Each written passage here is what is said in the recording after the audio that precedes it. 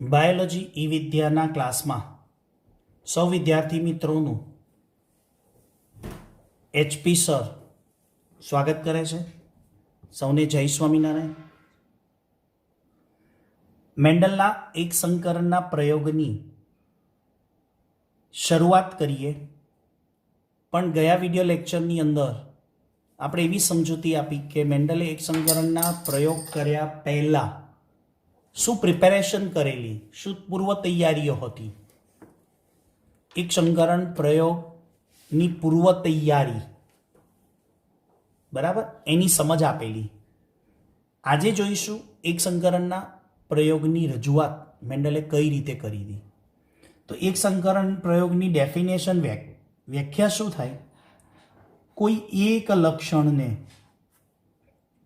લક્ષણને ધ્યાનમાં રાખીને યોજાતા સંકરણ પ્રયોગને શું છે વ્યાખ્યા? કોઈ એક લક્ષણને ધ્યાનમાં રાખીને યોજાતા સંકરણ પ્રયોગને. એક જ લક્ષણને ધ્યાનમાં રાખવાનું. વટાણામાં તો કેટલા બધા લક્ષણ હતા એક જ છોડમાં? 7. હવે મેન્ડલ પેપરમાં લખે કાગળમાં કે મારે આ તારીખે એક સંકરણનો પ્રયોગ કરવો છે, તો એક જ લક્ષણને ધ્યાનમાં રાખે. તો એ પેપરમાં શું લખતા? પ્રેક્ટિકલ કરતા બગીચામાં. પણ કાગળમાં પેપર વર્કમાં શું લખે? એક લક્ષણ, એ છે છોડની ઊંચાઈ. એટલે એમને પ્રયોગ દરમિયાન બીજા લક્ષણો જોવાના નહીં. બીજા લક્ષણોમાં શું થાય છે એ નહીં જોવાનું. ઊંચાઈમાં શું આવે છે ચેન્જીસ, એ ચેક કરવાનું. એટલે જ એક સંકરણ કહેવાય.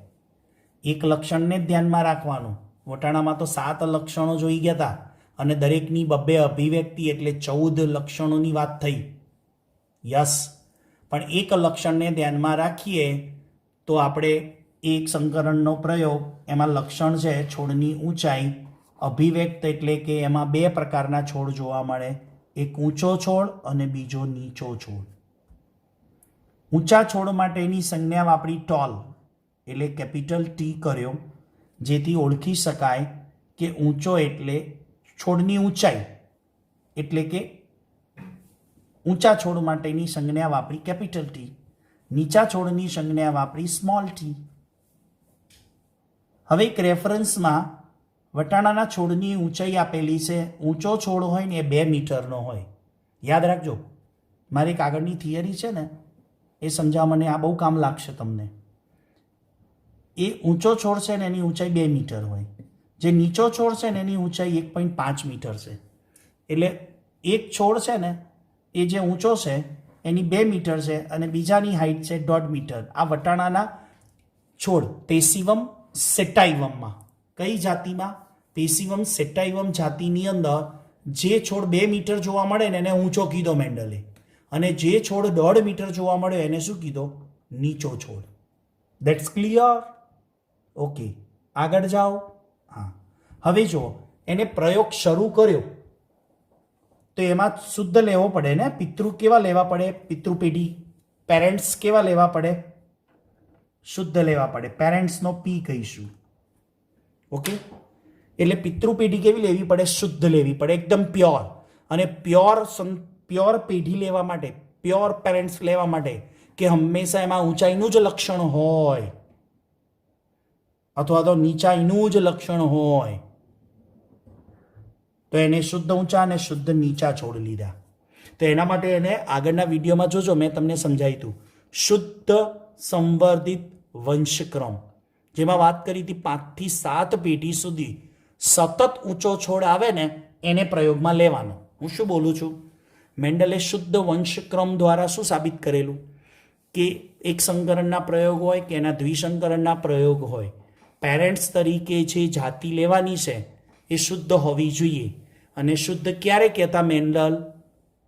5 થી 7 પેઢી સુધી સતત સ્વપરાગનયન કરાવતા, અને જે છોડ ઊંચો આવે 7 પેઢી સુધી એને પ્રયોગમાં લેતા. એવી જ રીતે શુદ્ધ નીચો છોડ ક્યારે લીધો હશે? 6 થી 7 પેઢી સુધી સતત સ્વપરાગનયન કરાવ્યું હશે અને જે છોડ સતત 7 પેઢી સુધી નીચો આવતો હશે એને જ પ્રયોગમાં લીધા. એટલે શું બોલાય? શુદ્ધ ઊંચા અને શુદ્ધ નીચા છોડ. ઓકે, હવે એ શુદ્ધ ઊંચા અને શુદ્ધ નીચા છોડ વચ્ચે શું કરાવ્યું? એમને પરફલન કરાવ્યું. કેમ કે પરફલન જ કહેવાય ને, કેમ કે એક ઊંચો છે ને બીજો નીચો છે, એટલે એકની પરાગરજ લેવાની છે અને એકનું સ્ત્રી કેસર વાપરવાનું છે. સમજણ પડે છે? પરફલનનો અર્થ શું થયો? બેમાંથી કોઈ બી એક, બેમાંથી કોઈ પણ એક, એકની વાપરવાની છે પરાગરજ અને એકનું વાપરવાનું છે સ્ત્રી કેસર. તો સ્વાભાવિક શું કહેવાય? પરફલન. તો જ્યારે એમને શુદ્ધ ઊંચા છોડ અને શુદ્ધ નીચા છોડ વચ્ચે પરફલન કરાવ્યું ત્યારે પહેલી પેઢી આવી ફોર્જેની, ફિલિલ્સ. શું કહેવાય એને? ફિલિલ ફોર્જેની. એટલે આપણે ટૂંકમાં એને F1 પેઢી કહીશું. 1 ઉપરથી ઓળખીશું પહેલી પેઢી. આ પેરેન્ટ્સ છે. તો પહેલી પેઢીમાં જે છોડ આવ્યા એ કેવા આવ્યા? ઊંચા આવ્યા. પણ એને અશુદ્ધ કેમ કીધા મિત્રો? પ્રશ્ન થાય ને. છોડ મેજર ટેપથી એમને માપ્યા ને, પહેલી પેઢી જ્યારે આવી એટલે કે એના બીજ આવ્યા, એના બીજને એને જમીનમાં વાવ્યા અને જમીનમાં વાવ્યા પછી જ્યારે એનું ઉગ્યા અને પછી જ્યારે એનું ચેકિંગ કર્યું ત્યારે મેજર ટેપથી માપ્યું તો છોડ કેટલો આવ્યો? 2 મીટરનો આવ્યો. પણ એને અશુદ્ધ કેમ કીધા મેન્ડલે? કારણ કે પેરેન્ટ્સમાં આ કોણ છે? નીચા છોડ છે.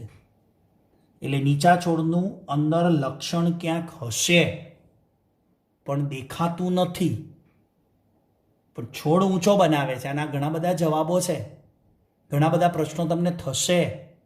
એ પ્રશ્નો મને પૂછજો ઝૂમની અંદર, પણ બને ત્યાં સુધી હું અહીંયા જ સોલ્યુશન આપવાનો પ્રયત્ન કરું છું. એ અશુદ્ધ ઊંચા છોડ કેમ અશુદ્ધ કીધા પહેલી પેઢીમાં? કારણ કે પિતૃની અંદર, પેરેન્ટ્સની અંદર એક પેરેન્ટ્સ કેવા હતા? નીચા હતા. પણ પહેલી પેઢી આવી ઊંચી 2 મીટર, પણ એમાં ક્યાંક લક્ષણ મમ્મીનું હોય ને. જો પપ્પાના લક્ષણ દેખાય છે તો મમ્મીનું લક્ષણ તો હશે જ ને, પણ દેખાતું નથી. છે ખરું, છોડ ઊંચો આવ્યો પણ નીચાઈનું ક્યાંક જનીન કે રંગસૂત્ર હશે. આગળ હવે જે પહેલી પેઢી આવી અશુદ્ધ, એ અશુદ્ધ ઊંચા છોડ સાથે શું કરાવ્યું? એને સ્વફલન કરાવ્યું. એટલે કે એનું જ પુકેસર અને એનું જ સ્ત્રી કેસર. અને સ્વપરાગનયન કરાવો એટલે એનું જ પુકેસર અને એનું જ સ્ત્રી કેસર વાપર્યું ત્યારે બીજી પેઢી જે આવી એ બીજી પેઢીમાં 4 શક્યતાઓ હતી. 4 છોડ નહોતા, 4 શક્યતાઓ હોય. એ શું શક્યતા હતી? કાં તો શુદ્ધ ઊંચા છોડ, કાં તો અશુદ્ધ ઊંચા છોડ, કાં તો શુદ્ધ નીચા છોડ. શુદ્ધ ઊંચા કાં તો કેવા આવશે? શુદ્ધ નીચા આવશે, કાં તો અશુદ્ધ ઊંચા આવશે. આમ 4 શક્યતાઓ, પણ આ 2 ભેગી કરો એટલે 3 થાય. 3 શક્યતાઓ કઈ આવે બીજી પેઢીમાં? કાં તો છોડ કેવો આવશે? 2 મીટર ઊંચું, કાં તો છોડ કેવો આવશે? અશુદ્ધ ઊંચું, કાં તો છોડ કેવો આવે? શુદ્ધ નીચું. આ શક્યતા હતી. હવે મિત્રો એક સરળ રજૂઆત દ્વારા તમને સમજાવું જેથી એકદમ ક્લિયર થઈ જાય આ પ્રયોગ. જો દેખાઈશ તમારા માટે એક સુંદર રજૂઆત દ્વારા આપણે સરળ રજૂઆત કરીને તમને સમજાવવાનો પ્રયત્ન કરું. એક સંકરણનો પ્રયોગ પછી આ વિડીયો પછી પણ નવો એક વિડીયો બનશે. એ એક સંકરણ ઉપર જ છે. તમે ચોપડીમાં જોજો એક સંકરણ ઉપર 3 પાના છે. એ 3 પાના કેવી રીતે સમજવાના છે એ બધી જ મેથડ અહીંયા ઉપયોગ કરીને તમને સમજાવીશ. એની એક મેથડ આ છે કે એક સંકરણ પ્રયોગની સરળ રજૂઆત જેમાં આપણે છોડ દોરવાનો નથી, ચોપડીમાં દોરીને આપ્યો છે. હવે એવો છોડ કેવી રીતે દોરાય તો એની જગ્યાએ આપણે એક રજૂઆત કરીએ છીએ. સમજો અહીંયા એક સંકરણ પ્રયોગની સરળ રજૂઆત. હમણાં શીખવાડ્યું એમ પેરેન્ટ્સ તરીકે શું છે? શુદ્ધ ઊંચા છોડ અને શુદ્ધ નીચા છોડ. તો જો અહીંયા મેં તમને ખબર પડે એના માટે ઊંચો છોડ બતાવ્યો છે અને અહીંયા ખ્યાલ આવે શુદ્ધ નીચો છોડ છે.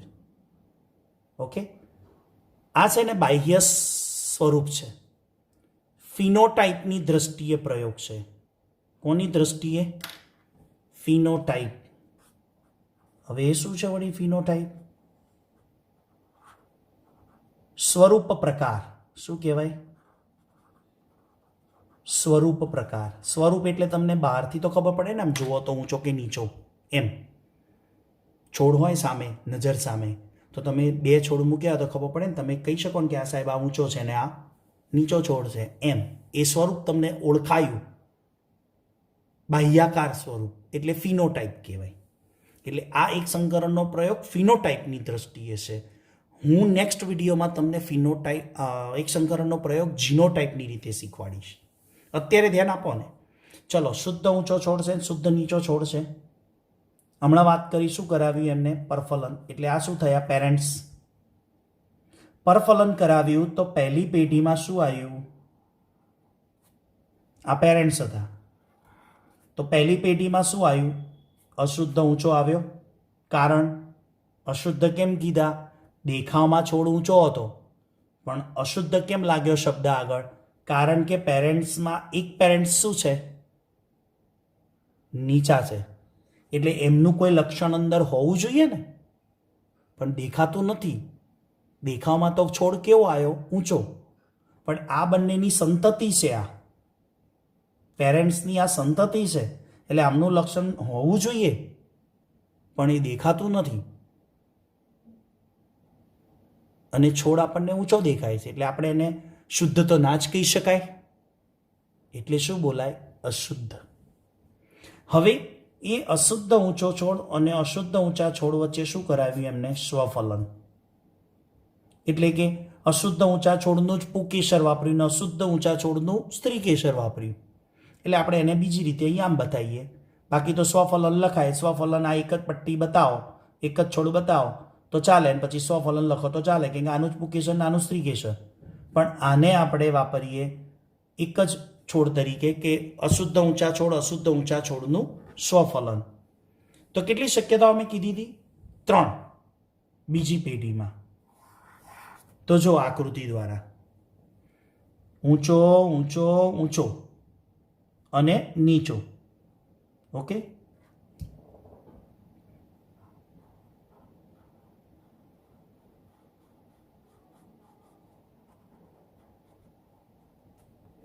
તો જો કેટલી શક્યતાઓ વિચારીએ આપણે.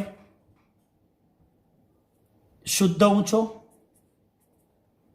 અશુદ્ધ ઊંચો, અશુદ્ધ ઊંચો અને શુદ્ધ નીચો છોડ. તો અહીંયા ખાલી માત્ર તમે દેખાવમાં જુઓ કેટલા છોડ ઊંચા છે. દેખાવ ખાલી તમે આકૃતિ દ્વારા સમજો. 1, 2 અને 3. એટલે 3 છોડ કેવા છે? ઊંચા. અને નીચો કેટલો છોડ છે? એક જ. તો એક જ છોડ નીચો છે. એટલે સ્વરૂપ પ્રકાર શું આવ્યું? જેને ફિનોટાઇપ કહીએ. દેખાવે તમને કેટલા આકૃતિમાં જો દેખાવમાં કેટલા દેખાય છે તમને ઊંચા? 3 ઊંચા દેખાય. 1, 2, 3. 3માં એક શુદ્ધ ઊંચો હશે. એ ક્યારે ખબર પડે કે સાહેબ કે તમે એને શુદ્ધ કીધો? એ તમને હું જીનોટાઇપ શીખવાડીશ નેક્સ્ટ વિડીયો લેક્ચરમાં. ત્યારે ખબર પડે કે આ શુદ્ધ કહેવાય. અત્યારે તમે આને ખાલી એમ જ વિચારો ને, કેટલા ઊંચા દેખાય? 3. નીચા કેટલા દેખાય? 1. તો પ્રમાણ શું આવ્યું એનું? 3:1. તો ઊંચા છોડ કેટલા હતા? 75%. નીચા છોડ કેટલા હતા? 25%. એટલે 3:1નું પ્રમાણ થયું. સ્વરૂપ પ્રકાર, એક સંકરણના પ્રયોગનું સ્વરૂપ પ્રકાર એટલે કે ફિનોટાઇપ કેટલું છે? 3:1. તો આ સરળ રજૂઆત દ્વારા એક સંકરણનો પ્રયોગ, મને એવું લાગે છે કે તમને લગભગ 90% ખબર પડી હશે. કોઈને 100% પડી હોય તો વેલ એન્ડ ગુડ, પણ 10% ક્યાંક પ્રશ્ન છે તમારા એ તૈયાર રાખજો. એ જ્યારે આપણે ઝૂમ ઉપર મળીએ મિટિંગમાં ત્યારે 100% આના વિશે મને તમે અગાઉ લખીને રાખજો, એટલે જેથી ઝૂમ ઉપર ડાયરેક્ટ બધા વિદ્યાર્થીઓનો સમય ન બગડે એવી રીતે સીધો જ પ્રશ્ન પૂછો ને તમે, તો આપણે એને શું કરીશું, બધાની ક્વેરી સોલ્વ કરીશું. અને આના વિશે કંઈ પણ ક્વેરી હોય તો એ 100% પૂછજો, એટલે તમારી 10% જે અંદર ખામી છે સમજવામાં એ કદાચ ઝૂમ ઉપર નીકળી જાય. અને વારે રિવાઇન્ડ કરીને જોજો, સમજજો. કંઈ પણ પ્રશ્ન હોય તો પેન્સિલથી કાગળમાં લખી રાખજો કે તમારે મને આ પૂછવું છે. આખી આખી લાઈન લખજો કે આવું કેમ સાહેબ, આવું શું, આમ કેમ, જીનેટિક્સ છે. એકવાર એની મેથડ ખબર પડશે ને જીનેટિક્સની, પછી વાંધો નહીં આવે, પછી છેક આખા ચેપ્ટરમાં ગાયેગા બધી જ ખબર પડી જશે. એટલે થોડીક મહેનત આ શરૂઆતના વિડીયોમાં સમજવામાં તમારે મગજ વાપરવાનું છે, કષ્ટ વેઠવાનું છે, પણ બાકીના આખા જીનેટિક્સ ચેપ્ટરમાં એકવાર એનો મેન્ડેલિયન સિદ્ધાંતો ખબર પડી જશે ને પછી વાંધો નહીં આવે. તો નેક્સ્ટ વિડીયો લેક્ચર સુધી સૌને જય સ્વામિનારાયણ.